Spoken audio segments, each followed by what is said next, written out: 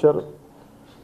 గతంలో కూడా ఇవన్నీ ఆయన రావడానికి కూడా ఆయన ఎలా రావాలి, ఏం చేయాలి, దానికి కూడా చాలా ఏమాత్రం ఇబ్బంది పెట్టకుండా గతంలో కూడా చేశారు. ఫస్ట్ మీరు మనకి గవర్నమెంట్ ఫామ్ అయిన తర్వాత కూడా వీటిని దృష్టిలో పెట్టుకొని వైసీపీ కొంచెం హుందాగా వ్యవహరించాల్సిన అవసరం ఉంది. వైసీపీ నాయకులకు కూడా మీకు బాధ్యత ఉంది. గవర్నర్ గారి ప్రసంగాన్ని మీరు ఆ విధంగా మీరు ప్రశాంతంగా విని దాన్ని వచ్చే జరుగుతున్న సమావేశాల్లో మీరు దాని లోటుపాట్లు మీరు చెప్తే బాగుంటుంది తప్ప ఇలా కూర్చోబెట్టి అరుపులు కేకలు ఇది సమంజసంగా లేదు. అంటే అర్ధాంతరంగా ప్రతిదానికి అసెంబ్లీలోకి రాగానే గొడవ పెట్టుకోవాలి, దేన్నైనా విభేదించాలనేది ఇది ఒక చాలా లో లెవెల్ ఆలోచన విధానం, లో లెవెల్ స్ట్రాటజీ. అది మీరు అప్గ్రేడ్ అవ్వండి, మీరు అప్లిఫ్ట్ చేసుకోండి, మీరు కూర్చోబెట్టి డెమోక్రటిక్ ప్రాసెస్కి గౌరవం ఇవ్వండి. మనస్ఫూర్తిగా వైసీపీ నాయకులకి ఇది నా విన్నపం, నా విజ్ఞాపన. This what I would like to say. And నిజంగా కావాలి అంటే మీరు ఈ 5 సంవత్సరాల్లో మీరు ప్రతిపక్ష హోదా మీకు రాదు. అది మీరు మెంటల్గా ప్రిపేర్ అయిపోండి. 11 సీట్లతోటి మీకు ప్రతిపక్ష హోదా ఇవ్వబడదు, రాదు. ఎందుకంటే ఇది చంద్రబాబు గారు, గౌరవ ముఖ్యమంత్రి చంద్రబాబు గారు డిసైడ్ చేసేది కాదు, జనసేన డిసైడ్ చేసేది కాదు.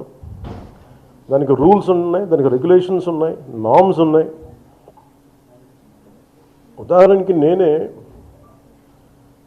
ప్రభుత్వం, మన కేంద్ర ప్రభుత్వం ఫార్మేషన్కి మేము వెళ్ళినప్పుడు పార్లమెంటరీ లీడర్ని ఎన్నుకోవాలి మనం కూర్చున్నప్పుడు, ఎన్డీఏ పక్ష నాయకుడు ఎన్నుకోవాలనుకున్నప్పుడు నేను నాయకుల స్థాయిలో నేను కూర్చున్నాను. అదే నేను ఇక్కడ మంత్రిగా ప్రమాణ స్వీకారం చేసేటప్పటికి నన్ను ప్రధానమంత్రి గారి పక్కన నన్ను కూర్చోబెట్టలా.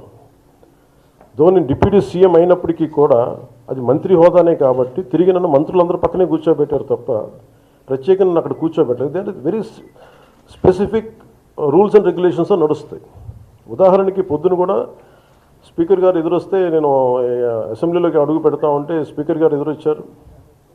మనకి వచ్చి ఆయన కూడా ఆయనతో పాటు రండి వెళ్తుంటే ముందుకు తీసుకెళ్తుంటే నాకు అనిపించింది, సార్ ఇది డిప్యూటీ సీఎంకి ప్రోటోకాల్ ఉండదు, ఓన్లీ ముఖ్యమంత్రి గారు, స్పీకర్, మనకు కౌన్సిల్లో ఉండే చైర్మన్ ఆయనే మీరు చేయాల్సింది తప్ప ఇది మేము ఉండేది కాదని చెప్పి నేనే వెళ్ళిపోయాను. ఎందుకంటే మేమే ప్రోటోకాల్స్ బ్రేక్ ఎందుకు చేయమంటే మాకు లేని ప్రోటోకాల్ మేము అడగం.